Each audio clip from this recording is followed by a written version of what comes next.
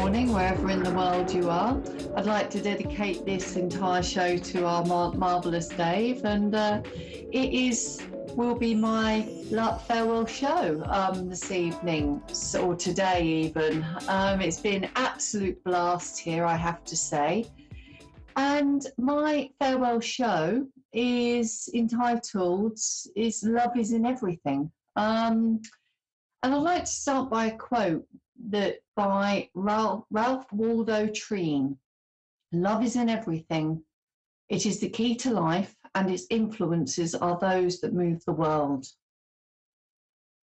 Now, to let that sit for a moment, I believe that is an absolutely beautiful quote, because if you consider it, love really is in everything, and it is the key to life.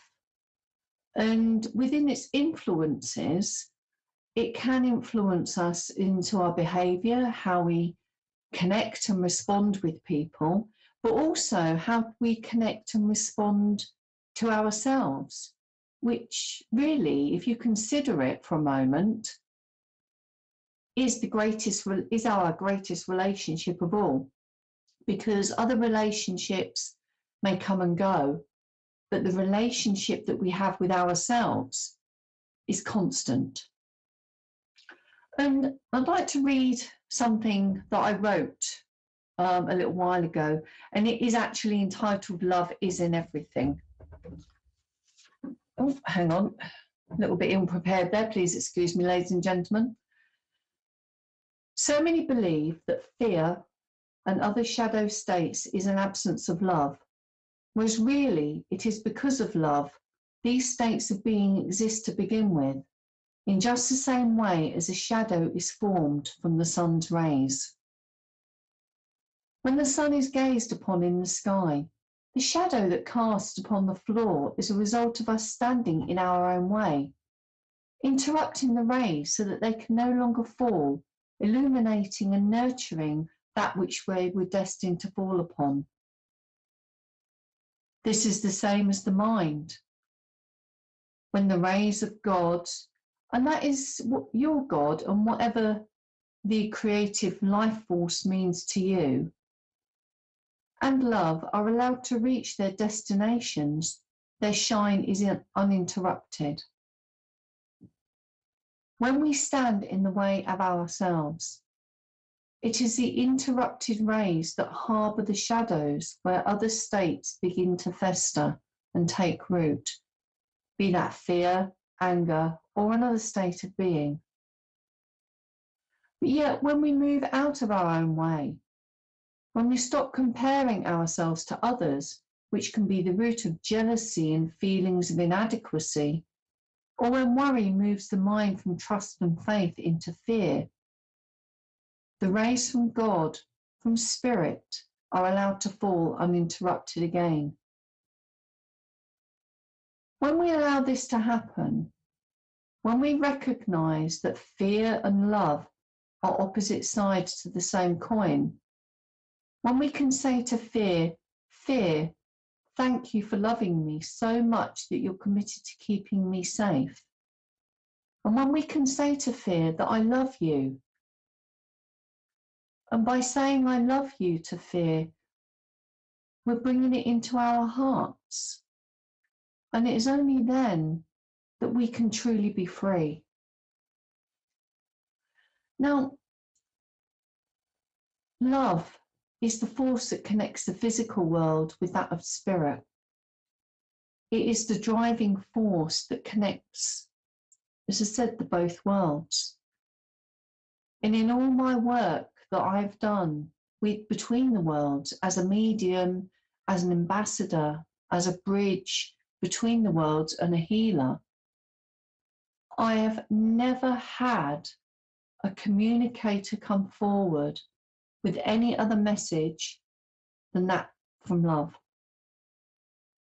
It may be from a place of healing, it may be from a place of apology, but within all of that, the love is the foundation.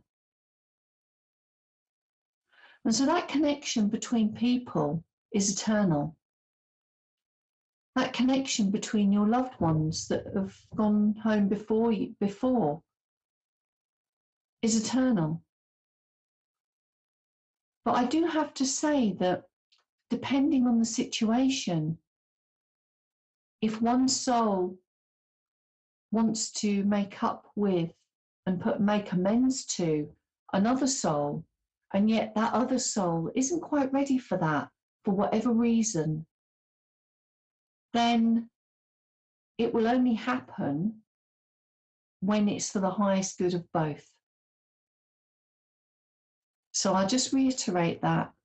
If one soul has looked over what has happened with it, what they've done within their lives, and the effects it's had on the other soul, in other words, the person's still here, and yet the person here isn't quite ready for that, isn't quite ready for that communication, it's okay, because it cannot be forced upon you. So it will only happen when it's for the highest good of both, all concerned.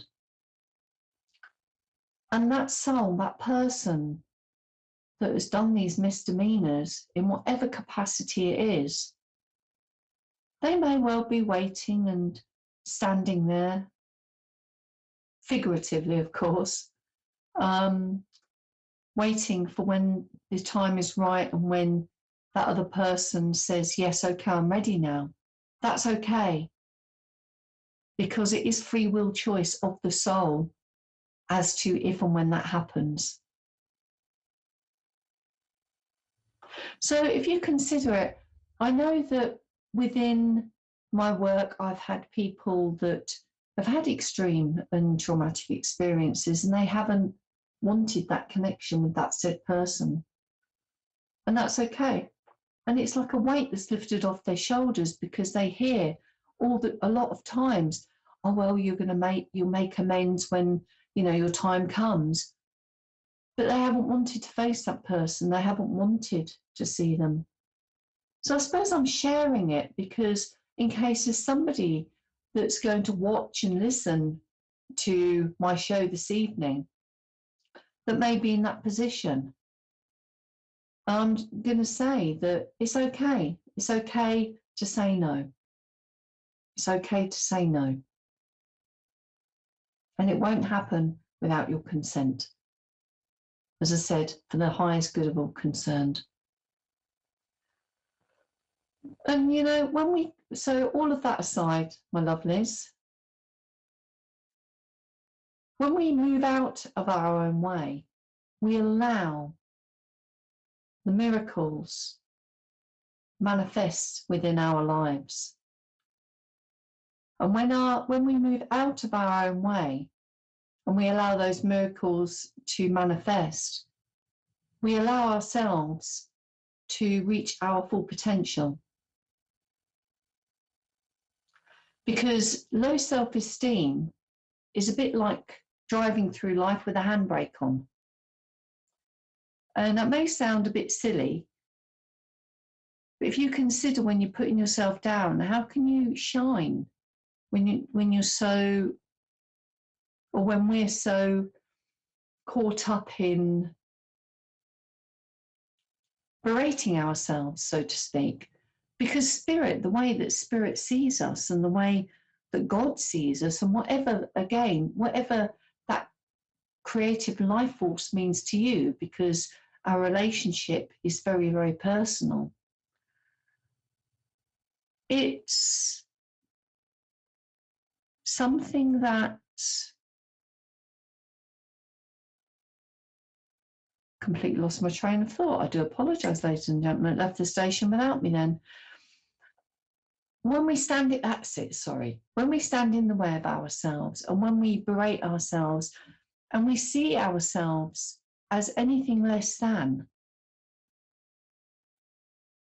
we are seeing ourselves in a completely different way to that which Spirit sees us and which God sees us, because we are perfect in their eyes and we are loved beyond belief.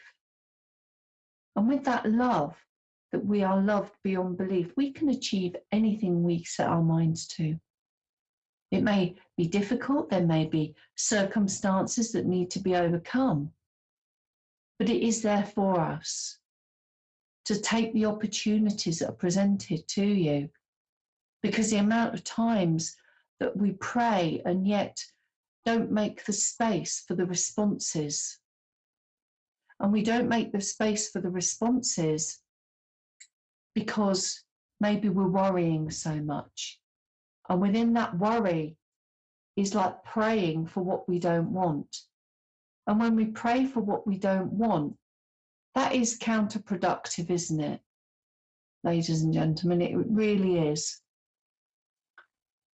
And so just as a sign off, and just as I come to the end of this show, I can be reached at nicolaneal.com. I'm on social media. I'm on Instagram. I'm on Facebook. And say you've got my website address. And I'd just like to leave you with this thought that what lies before us and what lies within us are very tiny matters compared to what lies within us. I've got a feeling I've got that wrong, but you get the gist. You get the gist. I'm all about keeping it real because I'm quite happy to make mistakes in front of everybody and laugh. And that phrase is by Ralph Waldo Emerson with a little bit of Nicola Neal zhuzhed in for good measure. Okay, so good evening, good morning, good afternoon, everybody. Thank you for listening.